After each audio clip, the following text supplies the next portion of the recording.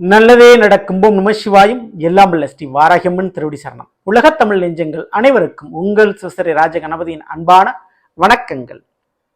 இன்றைய பதிவில் சொந்த பந்தம் வேண்டான்னு சொல்லிடுவாங்க, ஒதுக்கிடுவாங்க. ஆனால் சொத்துக்கள் வேண்டாம் என்று யாரும் ஒதுக்க மாட்டார்கள். அதுவும் இன்றைய கலியுகத்துல அப்படிப்பட்ட மனிதர்களுக்கு மத்தியில் தான் நாம் வாழ்ந்து கொண்டிருக்கிறோம். அப்படி இருந்தால் கூட அந்த மனிதர்களுடைய மனதிற்கு மிகவும் முக்கியத்துவம் கொடுக்கக்கூடிய துளாராசியில் பிறந்த நண்பர்களே, உங்களுக்கு அப்படிப்பட்ட சொத்துக்கள் யோகம், அதுவும் 4 வழியில வரக்கூடிய சொத்துக்கள் யோகம் உங்களுக்கு எப்போது யாரால் எப்படி வந்து சேரும் அப்படின்றத இந்த பதிவில் பார்க்க போறோம். நீங்க துளாராசியில பிறந்திருந்தா தவறாமல் முழுமையாக அந்த பதிவினை பாருங்கள். மேலும் நம்ம சேனல்ல துலாம் ராசியில் பிறந்த உங்களுக்கு 2024 வருடத்தினுடைய புத்தாண்டு பலன்கள் மற்றும் ராகு எதிர்ப்பு பலன்களாக பதிவிட்டாச்சு. பார்க்கலன்னா நம்ம சேனல்ல போய் விசிட் பண்ணி பார்த்து பயன்பெற்றுக் கொள்ளுங்கள். மறக்காம நம்ம சேனலை சப்ஸ்கிரைப் பண்ணுங்க. கூட தர பெல் பட்டனை கிளிக் பண்ணிட்டு பக்கத்திலே ஒரு ஆளுநர் ஆசை அதை செலக்ட் பண்ணி வச்சுக்கோங்க. அவனை தான் நான் பதிவிடக்கூடிய அடுத்தடுத்த பதிவுகள் உங்களுக்கு உடனுக்குடன் நோட்டிபிகேஷனாக வந்து சேரும். துலாம் ராசியில் பிறந்த நண்பர்களே, ராசிநாதன் சுக்கிர பகவான். சுக்கிரன் என்கிற ஒரு கிரகம் சுகத்திற்கு அதிபதியாக இருக்கக்கூடிய ஒரு கிரகம். களத்திற்கும், அதாவது வாழ்க்கை துணைக்கும் காதலுக்கும் காரகம் வைக்கக்கூடிய ஒரு கிரகம். சரி, அப்படிப்பட்ட உங்களுக்கு இந்த சொத்துக்கள் யோகம் எப்படி அமையும்? பொதுவாகவே காலப்புருஷத்துப்படி 7ஆம் வீடாக வருவீர்கள். அதனாலேயே எதிரில் வரும் நண்பர்கள், உறவுகள், வாழ்க்கை துணை அனைத்தையுமே மதித்து நீங்கள் நடப்பீர்கள். அவர்களோடு சேர்ந்துதான் எந்த ஒரு காரியத்தையும் நீங்க செய்வீங்க. உறவுகள் வேண்டுமென்று நினைக்கக்கூடியவர்கள் நீங்கள். ஊரோடு ஒத்து போகணும் அப்படின்னு நினைக்கக்கூடியவங்க. ஸோ உங்களுக்கு இந்த சொத்துக்களால் பிரச்சனைகள் உருவாகுமா? சில உருவாகக்கூடிய வாய்ப்பு உண்டு. அது எதுல அப்படின்றத பார்த்துருவோம். முதல்ல இந்த சொத்து அப்படின்றது 4ஆம் வீடுங்க மற்றும் 12ஆம் வீடு மறைமுகமாக சொல்லும். ஏன்னா வாழ்நாள் இறுதி நாம எங்க இருப்போம் அப்படின்னு தீர்மானிக்கக்கூடியது 12ஆம் வீடு தான். ஏன்னா 12ஆம் வீடுங்கிறது அயன சயனம் மோட்சஸ்தானம் என்று சொல்வார்கள். மோட்சம் என்றால் மரணம். ஸோ வாழ்நாள் இறுதியில நம்ம எங்க இருப்போன்றதை தீர்மானிக்கக்கூடியது 12ஆம் வீடு. அப்படி பார்க்கும்போது அது மறைமுகமாக நமக்கு சொந்த வீட்டை குறிக்கும். 4ஆம் வீடு சுகஸ்தானங்க. அது அசையும் அசையா சொத்துக்களை குறிக்கக்கூடியது 4ஆம் வீடு. ஸோ 2 வீட்டையுமே நம்ம பார்க்க வேண்டியது அவசியமாக இருக்குது. சரி, முதல்ல துளாராசியை பொறுத்த வரைக்கும் தாய் வழி சொத்துக்கள் கிடைக்குமா? ஏன்னா 4 வழியில தான் ஒரு மனிதனுக்கு சொத்துக்கள் கிடைக்கும் உருவாகும். அதுல ஃபர்ஸ்ட் தாய் வழி சொத்தா, தாயின் மூலமாக, தாய் வழி உறவு மூலமாக சொத்துக்கள் கிடைக்க வாய்ப்பு இருக்கா? அடுத்து தந்தை மூலமாக சொத்துக்கள் கிடைக்க வாய்ப்பு உண்டா? அடுத்து வாழ்க்கை துணையின் மூலமாக சொத்துக்கள் கிடைக்குமா? அல்லது உங்களுடைய சுய உழைப்பு மற்றும் உங்களுக்கு கிடைக்கக்கூடிய வாரிசுகள், ஸோ நீங்களும் உங்களுடைய வாரிசு பிள்ளைகளும் சேர்ந்து ஒரு சுய உழைப்புல ஒரு வீட்டை உருவாக்குவீங்களா? ஸோ இப்படி இந்த 4 வழியில மட்டும்தான் சொத்துக்கள் கிடைக்கும் ஒரு மனிதனுக்கு சொந்த வீடு உருவாகும். சரி, அப்படிப்பட்ட விஷயம் இப்போ நடக்க போதா அப்படின்றத பார்க்க போறோம். அதுவும் இப்போ தாய்வழி சொத்துக்கள் கிடைக்குமா, இருக்குமா, இருக்காதா ஃபர்ஸ்ட் அதுலயே பார்த்துருவோம். இப்போ துளாராசியை பொறுத்த வரைக்கும் 4ஆம் வீடு எதுனா மகரம். அதற்கு அதிபதி யாரு? சனி பகவான். அவர் துலாம் ராசியில தான் உச்சம் அடைகிறாருங்க. அதுல எந்த விதமான மாற்று கருத்தும் இல்லை. ஸோ 4க்குரியவன் இந்த ராசியிலே வந்து உச்சம் அடைகிறார். அப்போ தாய்வழி சொத்துக்கள் 100க்கு 80% நபர்களுக்கு கண்டிப்பா தாய்வழி சொத்துக்கள் கிடைக்கும், இருக்கும். அப்படி இல்லைன்னா கூட உங்களுடைய சொந்த வீடு உருவாவதற்கு அவர்கள் நேரடியாகவோ மறைமுகமாகவோ காரணமாக இருப்பார்கள், அல்லது உதவி செய்வார்கள். ஆனா அதே சனி பகவான் 7 மேஷ ராசியில நீசம் அடைந்து விடுகிறார். திருமண வாழ்க்கைக்கு பின்பாக அந்த சொத்துக்கள் இருந்தாலும் அதை நீங்கள் அனுபவிக்க முடியாது. திருமண வாழ்க்கைக்கு பின்பாக அந்த சொத்தை விற்று வேற ஒரு சொத்து வாங்குவீங்க, அந்த மாற்றங்கள் ஏற்படும். அதுக்கு வாய்ப்பு நிறைய இருக்குது. சரிங்களா? அப்படிப்பட்ட தாய்வழி சொத்துக்கள் இருந்தால் அல்லது எப்பொழுது உருவாகும் தாயின் மூலமாக அப்படின்னு நீங்க கேட்குறீங்கன்னா, சனி திசை மற்றும் சனி புத்தி காலகட்டங்களில் மற்றும் செவ்வாய் திசை செவ்வாய் புத்தி காலகட்டங்களில் அந்த சொத்துக்கள் கிடைக்க வாய்ப்பு உண்டு, சொத்துக்கள் உருவாக வாய்ப்பு உண்டு. அடுத்து தகப்பன் வழி சொத்துக்கள். தகப்பனாரை குறிப்பது 9ஆம் வீடு. துலாமிற்கு 9ஆம் வீடு மிதுனம். அதற்கு அதிபதி புதன் பகவான்.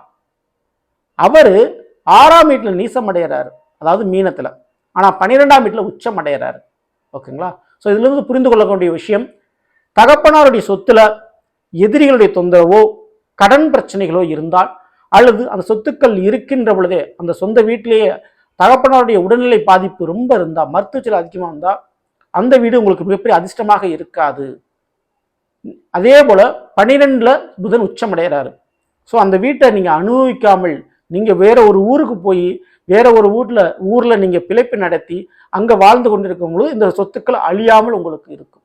ஸோ இதை வாடகைக்கு வர்றது, ரெண்டுக்கு வர்றது போன்ற விஷயங்களை நீங்கள் கையாளலாம். ஆனால் நம்ம சொத்துக்கள் இருக்குமா தந்தையின் மூலமா அப்படிங்கன்னா, கண்டிப்பாக சொத்துக்கள் இருக்கக்கூடிய வாய்ப்பு தான் அதிகமாக இருக்குது துளாராசியில் பிறந்தவங்களுக்கு. அப்படி இல்லை என்றால் கூட தந்தை மற்றும் தந்தை வழி உறவுகள் மூலமாக உங்களுக்கு சொத்துக்கள் உருவாகுமா? நிச்சயமா உருவாகும்.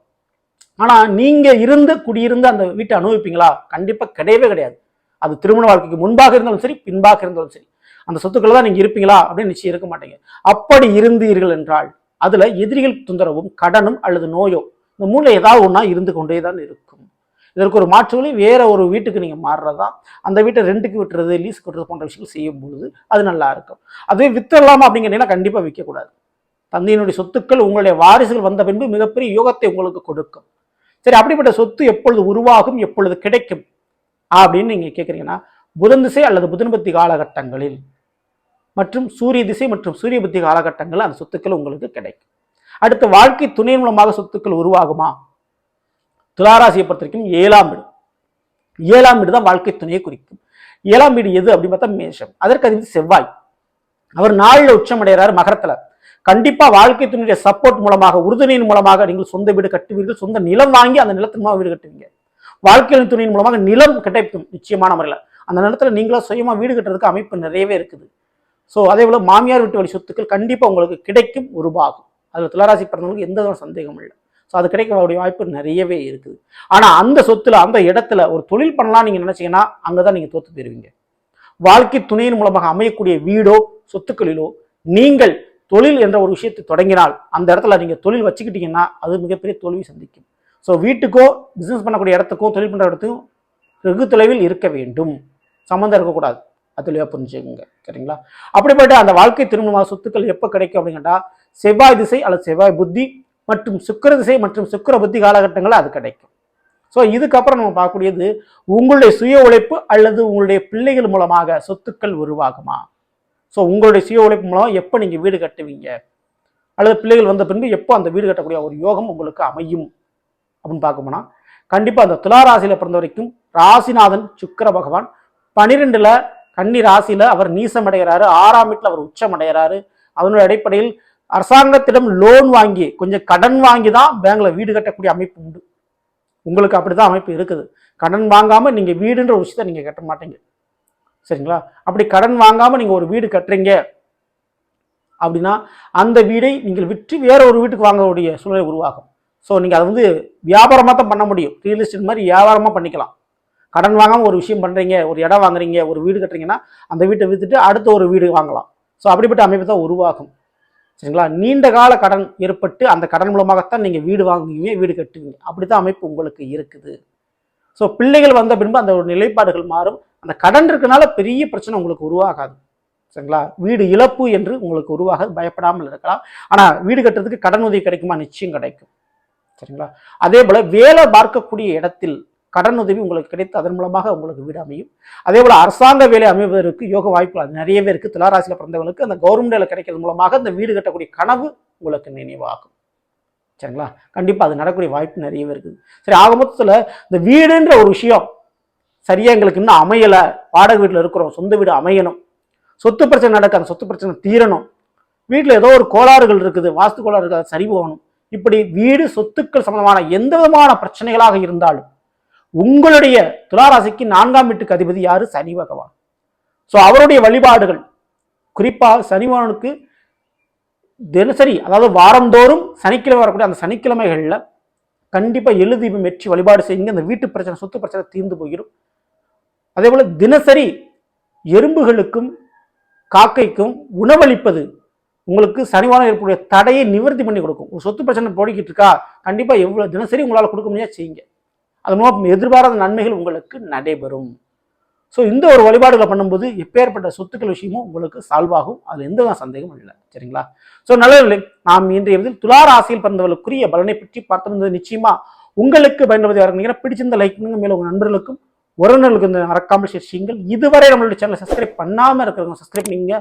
கூடவே திறவில் பண்ண கிளிக் பண்ணிட்டு பக்கத்தில் ஒரு ஆளுன்ற ஆப்ஷன் தெரியும், அதை மறக்காமல் செலக்ட் பண்ணி வச்சுக்கோங்க. மேலும் அடுத்து சந்திப்போம். நன்றி, வணக்கம். நல்லதே நடக்கும். நம சிவாயம். எல்லாம் வல்ல ஸ்ரீ வாராகியம்மன் திருவடி சரணம்.